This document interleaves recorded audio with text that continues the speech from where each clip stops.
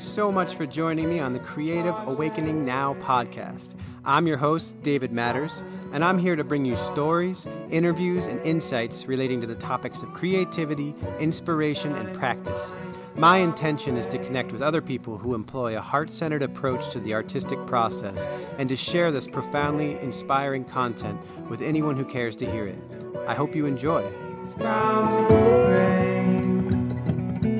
This is a dream, and a dream is never the same.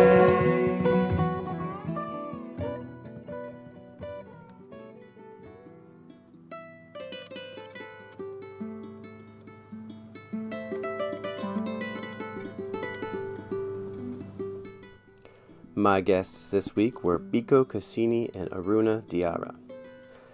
An album years in the making, an alliance of brothers across bloodlines and generations, the meeting of cultures, a fusion of earthen instruments with mighty spirit and potent intention. Combining the masterful percussion of Biko Casini from Rising Appalachia and the majestic Ngoni and Balafon of Arouna Diarra, these two timeless souls have come together to create a musical tapestry, a weave of folk, world, and West African rhythms. That was a little introduction about their album that they did together from cometolife.com. Probably most of you know Biko Casini. He's the percussionist from Rising Appalachia, multi-instrumentalist in the is definitely an accomplished Ngoni player now at this point too, and Balafon as well. And Arouna, who is just an absolute beast when it comes to these matters of traditional instruments from Africa. They have created this album together, and I got to meet up with them in Asheville over the weekend and have a real quick conversation with them about this music. And this is actually Arouna in the background picking. I was just recording him on the side of the road when we did this, but yeah, it's a short interview, but it was really awesome. I love this music. I love this style in general, and Biko and Arouna just do it so beautifully, so masterfully. And we had an awesome conversation about it. So, yeah, I know you guys are going to enjoy it, and I hope you'll check out what they have going on, their new album they just released. Unfortunately, I did this recording a couple days ago, and then I went out of town immediately afterwards, so the dates on it are going to be kind of irrelevant as far as the shows coming up, but they're all over the place. They got cool stuff going on. So, I hope you guys will like this and enjoy it. This is my first interview back after couple months now. I've just been so busy and doing so much musically and working and everything, so I kind of took a little break from it, and I'm hoping to get back in the swing of things slowly here. As soon as the weather changed, I'm sure I'll get in there a little more, but anyway, I'm glad to be back, and I'm glad to be sharing this amazing interview with you guys, and yeah, hope you have a great time, have a great day. We'll definitely talk to you soon.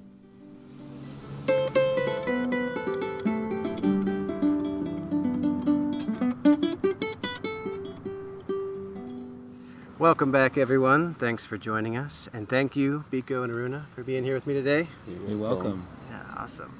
We're sitting here in Montford Park, chilling by the river, and these guys were kind enough to take some time out of their crazy busy schedule to do this interview. And yeah, maybe first, just real quick, you guys can just talk about how you met, and obviously people, I think, are aware of the music you play and everything like that, but yeah, your relationship is more what I'd like to talk about, and like the history of the music and all that.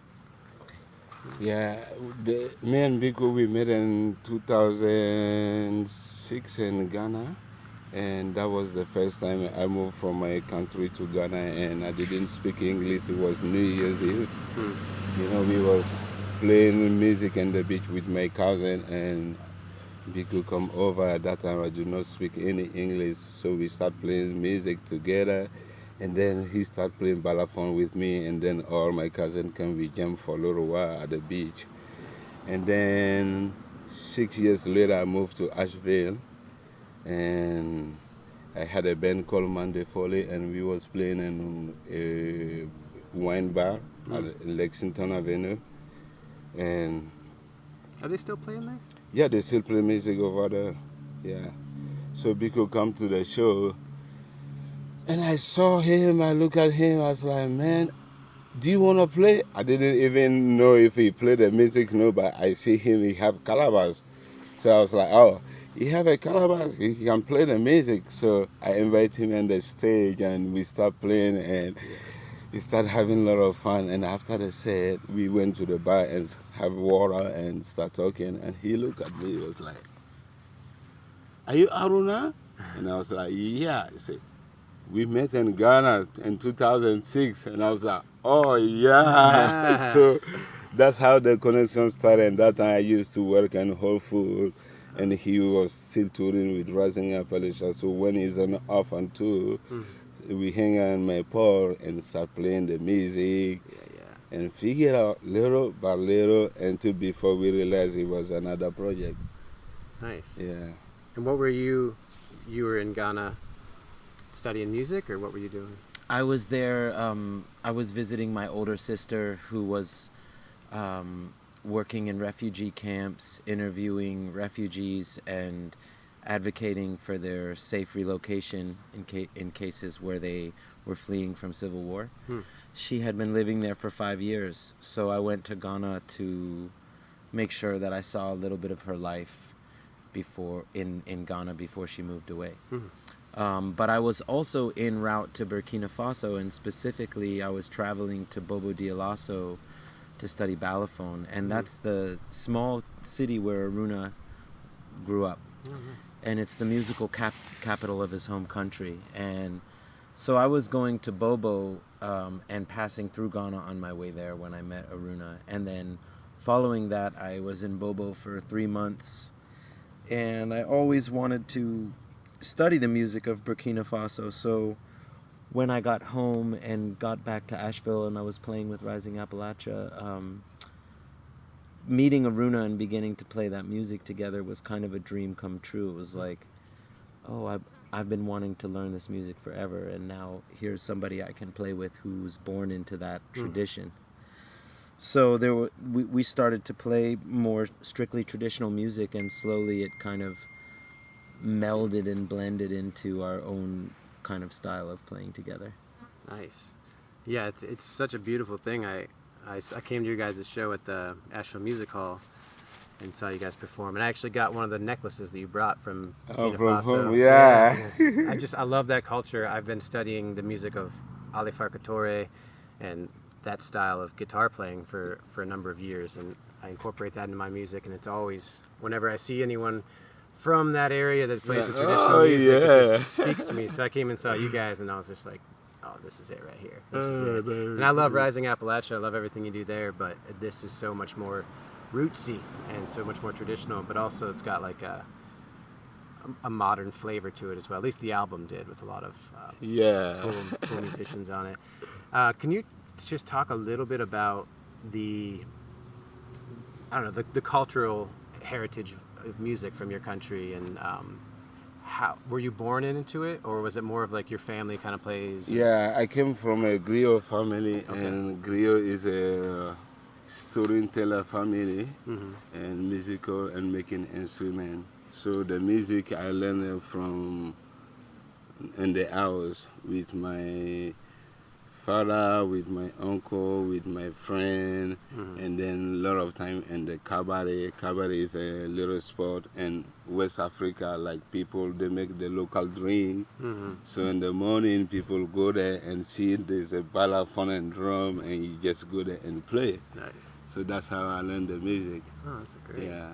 And I know in the griot tradition, you're telling the stories of people's families or culture and the history of it, and it's something that's deeply connected to your whole culture and the country itself, right? And Yeah. it's something that you don't just do; you're born into it. No, you have to be born like it's divided in so many different tribal. Like there's some tribe like they are not allowed to play music. Let's say if you came from a blacksmith family, you don't play music.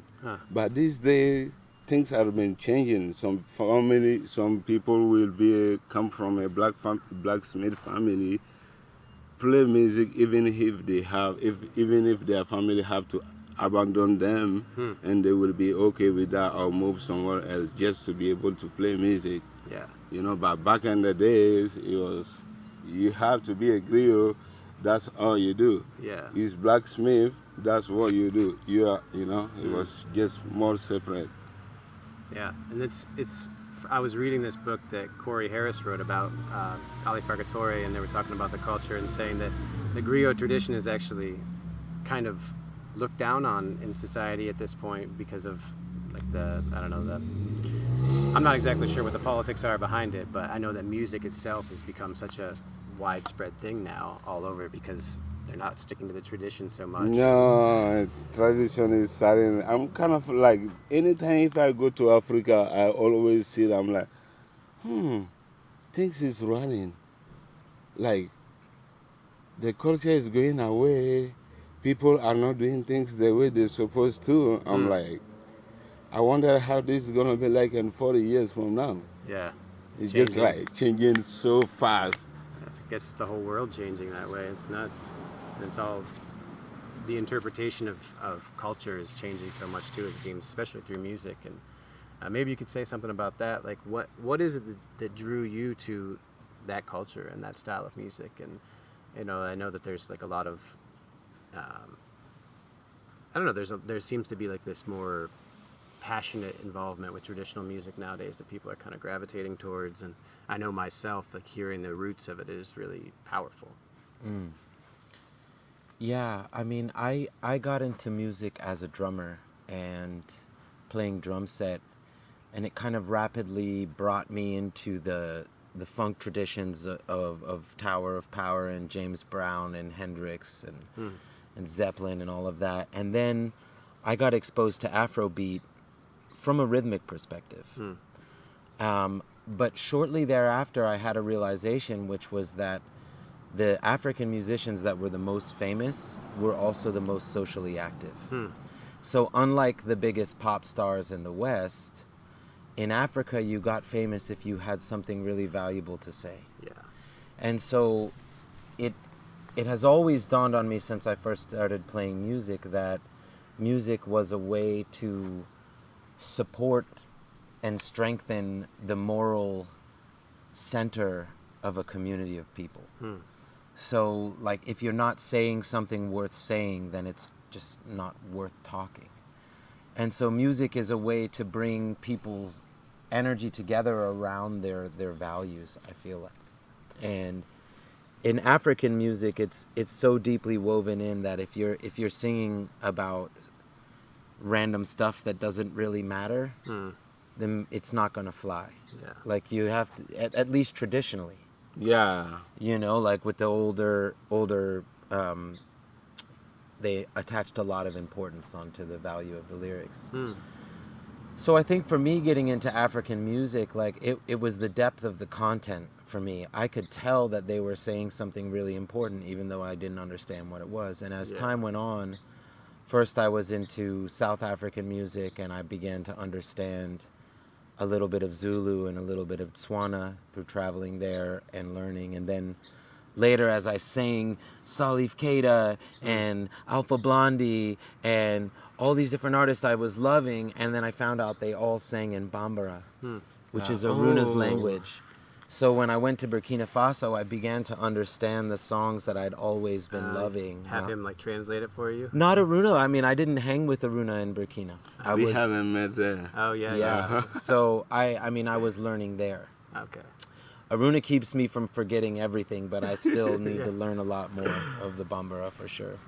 There's just so much to that culture and that musical style, like the evolution of it. And I was so drawn because of Ali Fargatore. Was one of the first people that I heard that I knew it was the same kind of thing. I knew what he was talking about through like things I read and stuff, and I was just like, this is such powerful music. And Fela Kuti and people like that being such radical individuals and saying things with such power and importance that were culturally relevant, and then the music being badass too, and just loving it, you know. And I always find that interesting that the biggest pop stars in our culture are singing about nonsense most of the time, and it's the roots music that's coming up now that is geared towards that, a little more passionate about what they're saying and about what's going on and their involvement in it, and using music as a tool for that.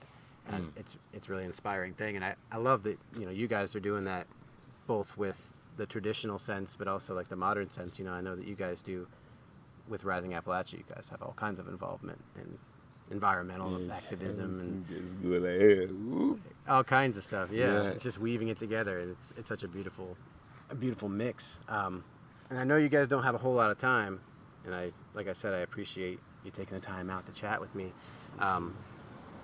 You guys are playing tomorrow or Sunday.